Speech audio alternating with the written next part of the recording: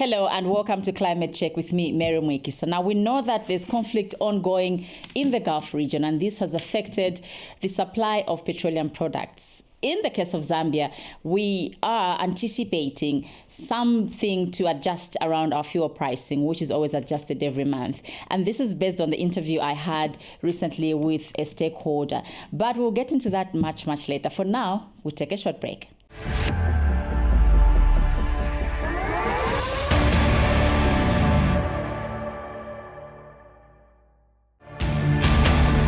Now imagine if trees could provide Wi-Fi, just how many trees you would plant? Well, they provide oxygen. We definitely cannot do without it. Destruction of nature such as forests has led to irreversible climatic changes to our world. Join me as I talk to policy formulators, change makers and climate change interest groups on Climate Check, weekly on this channel. Now you are the solution to climate change.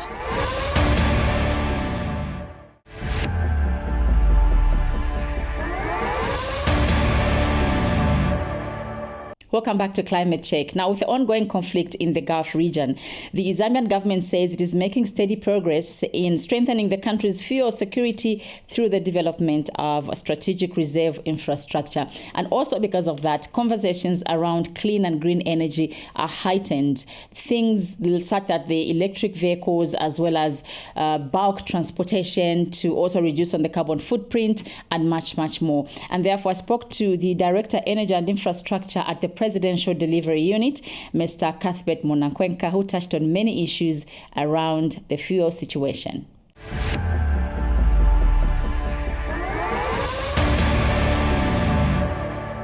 I don't think at this point anybody can overemphasize the effect of this war in the Gulf. You see, Africa generally, much as we are able to mine a lot of oil, our refinery capacity is still very constrained, such that our markets are only able to perform at just a stage beyond the extractive level, which means that we normally just extract the oil and then we have to take it for secondary refining pretty much elsewhere. So given the fact that we are able to mine oil, we still have not strengthened our capacity to refine it for, to meet the needs of the continent. So we still remain quite dependent on the Persian Gulf in case of Zambia. We still remain very, reliant on the Middle Eastern countries to be able to, have our petroleum needs done. So yes, there's a huge effect of this war on the continent, as it were. So I think all of you have seen how in the past 5-6 months, government has tried without tiring to drive the prices of petroleum products down. And that has been because of a lot of reform and a lot of difficult decisions to try and clean up the market and make sure it's balanced. And we have seen the results of that. However, with shocks for which we are not accountable and are not responsible as a country, especially like the war. We're not part of it, but at the end of the day, because we import 100% of our petroleum products, you find that we are disproportionately affected. And what that means for petroleum products is that if the price rises, as it has already, in the past 10 to 15 days, we have seen prices come out from, the lows of $68 per barrel to, I think, yesterday over $110 per barrel. And it does seem it's going up. It's easily a 40% rise in global oil prices. And naturally, because we take prices from the market, we cannot dictate how they come out. Normally, that has to be priced in at the pump at the end of it all. So it does give us significant cause to be concerned, especially in terms of how we're going to be doing our price monthly reviews. We suspect that is going to reflect in there as well. Well, at the moment, what we need to do as a country, obviously, is to sustain the strength of our currency, our local currency, which has been one of the best performing units, on the global currency market. We need to sustain the gains that we've seen in the exchange rate. You know that just in the past 5 months, we've moved from the highs of about 27, 26 kwacha to the dollar. We were able to last week drive it down by last week to about 18.3, 18.4. And again, over the past 10 days of the war, we've seen it spike a little bit, but we are hoping that it doesn't extend further. Now, we believe the macroeconomic situation is strong enough to be able to sustain those shocks unless there is something drastic that seems to happen. Because the exchange rate itself is a very, very significant cost component within the price setting mechanism. So if we can sustain that, that would be great. And also our ability to look at markets, supply markets that are not exposed to the Persian Gulf, where we're seeing all these hostilities come. If we can develop the West Coast supply chains around Angola and all the bits that is coming out from Ghana, despite the obvious constraints that I explained earlier, where refining capacity is constrained, but we do think that is a less riskier supply route in the short term. Mm-hmm. So if we can capitalize on that, I believe we'll be able to properly, much better, fight these shocks that we're seeing as the geopolitical situation remains in the precarious way that it is at the moment. We have, in the past 4 to 5 years, been developing strategic reserve infrastructure. Okay, so as we speak, government is still negotiating the handover of in fact, the biggest pure reserve storage tanks, within the country. It is able to give us at least 45 days of reserve, fuel reserves, without really getting any market shocks.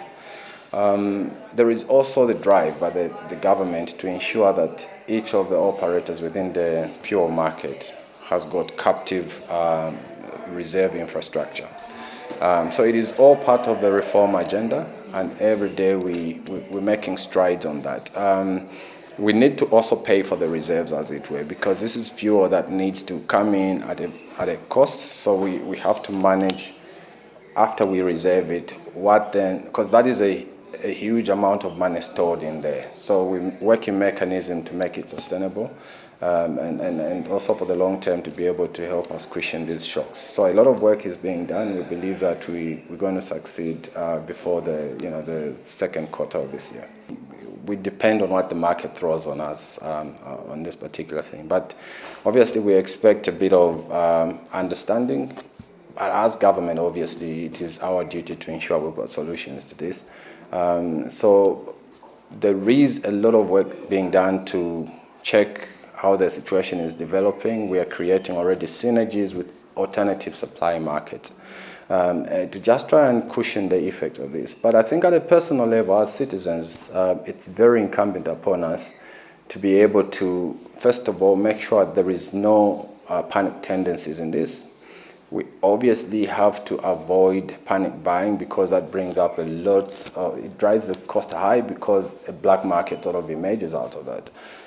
But as far as the supply side, I don't think there is need to panic buy on that. There is sufficient, stores, fuel stocks within the economy that is going to sustain us fairly well. But if we start to panic buy, it becomes a problem. But also at a very granular level, maybe let's also learn to use the resource quite sparingly, because if we are using 5 cars as a family of 7, it clearly means that we could just easily use, 1 car and maybe share the other one, and that is going to drive the demand down. And again, if we are a high consumption country in terms of fuel, clearly we're going to put a lot of pressure on our currency, because all of this stuff comes out from the import market that only recognizes US dollar transactions. So when we're buying too much of the fuel, then it obviously means that the demand for the US dollar is going to be high. When there is demand, we all know that prices go high to meet that demand. And when prices go high in terms of money, it means your exchange rate goes high. And the exchange rate sort of weighs into everything. So, at the household level, at citizen level, we need to start to look at some of these things granular. It's every small effort that we each do that is going to build to the the bigger picture. So I think we all have the responsibility. First of all, obviously, we graciously ask for understanding, but again, at citizens level, there has to be a few things that we can do, to just try and manage our situations.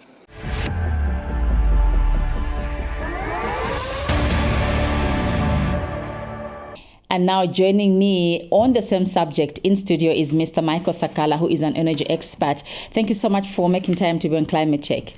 Thank you so much. All right. Now let's get your perspective around the impasse in the Gulf region and how we are affected as a continent and eventually Zambia.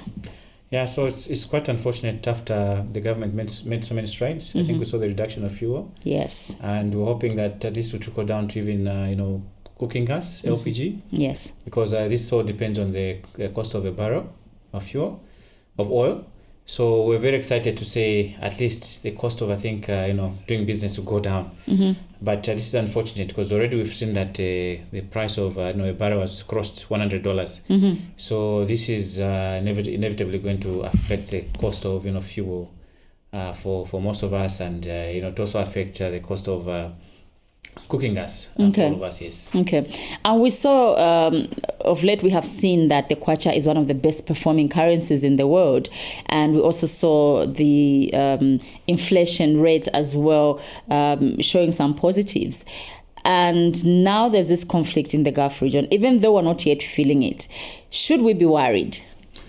Yes, we should be worried because this will obviously trickle down to all of us. Okay. I think the cost of production affects also the cost of commodities. The rule of supply and demand will affect us, and this will obviously affect our cost of living. There are some African countries that actually produce oil, like Nigeria, like Ghana, like Angola, but then we cannot seem to leverage this resource. I think it's an opportunity. I think we know about Angola. This is why we have the Lobito corridor. Okay. So those projects have to be completed, regardless of how long they take. We know it's a long-term project, but we would actually wish we see them come to a completion, so that we have alternatives in terms of resources where we can get the fuel. Yeah, about Nigeria, I'm not sure how far it is from Zambia. I think maybe the government are in a better position to comment on how the transportation from Nigeria to here can actually affect the cost of the fuel. And also the other challenge regarding these countries that are close by, I'm told it's about the capacity to refine the oil, meaning if we imported it, we'd have to export it for refinery, to refine it. What is the story with the Ndeni oil refinery? Well, it's a very interesting question. Yeah, our wish is to actually see that Ndeni still operates as our refinery. But again, I think this is a decision that the government has to explain to us why it was shut down and the plans that are there. It's still operating and all that under care and maintenance, but would want to see what the plans are and how we can utilize our refinery. Do we need a totally new refinery? Do we need to refurbish? I think that is what we'd want to know, so that we know that we're safe in terms of maybe getting the crude from Angola if they're not able to refine it properly, and we're able to do it internally. Let's now talk about how citizens can manage the situation, especially where we're going in case the situation escalates in the Gulf and we're not able to have access to affordable fuel. How can we manage the situation as citizens? Because I think this is what every Zambian would like to know. Yeah, I know. God has given us a lot of resources, natural resources here. So this is now the time for us to scale up. I've seen some people shying out from using, let's say, biodigesters. This is the time now for us to start looking at what God has given us so that we produce our own gas. If you are living at a farm holding and you have animals, do that biodigester so that you're able to produce your own gas. That gas, for some people, they even use it in generators. So there are some special generators that use that biogas. So I think we need to look at all the alternatives. And it's good now that some of us are also now getting solar. Before it was more generators. Yes. Yeah, so we need to start looking at the alternatives to make sure that we go green, But again, I think as we're trying to go green, we're running out from some of these risks that we're seeing where there are conflicts and they affect, I think, the supply of the fuel that we need to be productive as a country. At the moment, the price of LPG gas is still not favorable, despite commitments from those that supply this commodity, despite government putting in place measures to manage the taxing, the duty that is being paid on these products, even on solar. Why are we still seeing the pricing still up? Yeah, I think the last time I'd mentioned that it was around 50 kwacha per kg. I recommended the last time that we just have to see that ERB intervenes by guiding with a price build-up. They regulate the fuel prices. So I think we need this to be deliberate so that we know that there's a fair pricing, which will obviously, be an advantage to a consumer. Because we don't want the price that is not cost reflective. So we want that cost reflective price that to actually be beneficial for the consumers. How much stakeholder engagement is going on between government, even among government ministries, but also with the private players, especially those that provide the alternative sources of energy? How much conversation is happening to ensure that we're on the same page and the consumers at the end of the day are not exploited? Unfortunately, I'll say that we're not seeing a lot of sensitization. And it's like we are donor dependent. When you have a program that's being driven by some donors, some NGOs, then you see a lot of sensitization messages. We're not owning up, I think, most of these, programs and activities that are being driven by people, of course, who come with the funding. Yeah. But we need to own up and also, adopt that message so that we continue sensitizing people. It's not, it's not supposed to be like, when USAID goes back, there's no more funding, let's say, an alternative to charcoal, then the program should now die. Yeah. So we need to see that this is a good thing, this is a good cause, and let's continue to sustain the programs that we learn from these, programs that come. Yeah, and I think civil society organizations are doing a lot of work in this regard. But then you have worked on several projects before in the energy sector, even some of them donor funded. What approach is best to run these projects so that when the project cycle comes to an end, the mindset change is maintained, the impact is maintained beyond the life cycle of the project? Yeah, I think when we're learning and we are getting involved in these community engagement programs, we need to continue with those activities that are started. For example, if there's a program to plant trees, keep on planting trees. And also I think the other aspect that we don't look at, we don't look beyond just activities. Look at some other countries; they're doing carbon credits themselves. So let's say let communities come up with a program, approach the Ministry of Green Economy and Environment, and say, we've come up with a group as a community, and we want to be helped to register for carbon credits, so that if we're attaching our activities to monetary benefits, that comes back to us. Yeah, and these are things that we're seeing in other countries. You go to Malawi, we're seeing such programs. Those who are using these efficient cook stoves. That use less charcoal, they use briquettes, or they use, pellets.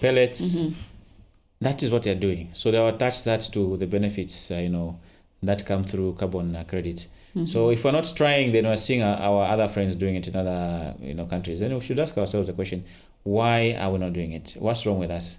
So we need to continue. This should not be there because we've seen there's someone who's come with funding, a civil society organization or NGO to come and do it on our behalf. No, let's try to do some things in-house in our own country.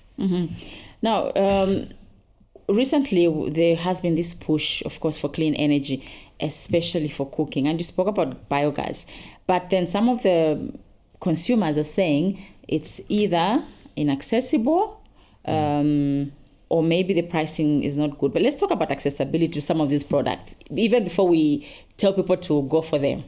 I'm even smiling. I don't even know where to buy biogas. I know where to get LPG gas. Yeah, because just a few weeks ago, I met one man in Makeni at his farm. And guess where he's getting the materials for biogas? Sewer. Okay. His own toilet here. So he's connected the toilet to that biogas. So biodigester, yeah. So if we say availability is not there, we need to just change our perception. Yes, some people are still negative about using sewer for the biogas, but it's clean. everything else goes back to nature. Yeah, so we can still recycle that, we can still have gas that comes from there. And it's very clean, very, very clean. Yeah. Let's also, I think, clarify on how the gas, the availability of gas is linked to the impasse that is happening now, for somebody that may not understand. Yeah. It's all crude oil. This, if you look at our what's this fractional distillation process, Yes. So all these products are actually, a product of that crude oil. So you have your diesel, your petrol. In the end, you have your gas for cooking, LPG. And also the heavy fuel oils. Remember we had that $10 energy Yes. that was producing power from the heavy fuel oils. So it's more like the residue that remains in the process of purifying the crude oil. Yeah, so because this price is crude oil price, so in the end that cost also come from the cost of that crude oil that has gone up because of the supply and demand situation that we're facing now. Let's talk about the future of EVs for a country like Zambia. We've seen a few electric vehicles in the city, and as a country, we produce critical minerals that are required for the production of these vehicles. Of course, we don't manufacture them. Of course, we are not yet refining this copper and all these other products that go into the production of EVs. We are still exporting raw. How do you think we can get there quicker, so that we can at least begin to have less worry regarding the use of fuel? Yeah, I was very happy. I think a few months ago, I was able to assess one of the research topics by the universities. I think lecturers are leading that to look at the viability of the lithium that we have, which is part of the critical minerals. Yes. Yeah, so we need this. Yeah, we don't need to end there. And also we need to look at the long-term investment in research to make sure that, these critical minerals will benefit the country. The future is now electric. So we will see a lot of electric vehicles. Just 2 weeks ago, I was invited for a workshop where they were talking about aviation, going green, also using solar, using biogas. Okay. So we see that the world is trying to run away from the fossil fuels. So we also need to be aligned with where the world is going, not to remain behind. So I think my appeal to the government is let's invest in more research, let's invest in more long-term projects that will give us benefits. I think we should not think just within the 5 years. That's the challenge that we have now. I think most of the government programs are in 5 years, aligning with the election period. So let's see things beyond that period so that, we benefit ourselves. It's not just about, that short period, but a long-term, future that we're trying to look at, yes. Mr. Sakala, I'd like to thank you so much for making time to be on Climate Check. Thank you so much. All right. You are watching Climate Check, and various issues coming out of that very important interview. Issues about how the LPG gas pricing may also be affected by the impasse in the Gulf. And of course, it's time for you and I to start thinking alternatives and how we can embrace biogas, which is actually easy for you and I to do. This is Climate Check. Join me on the other side.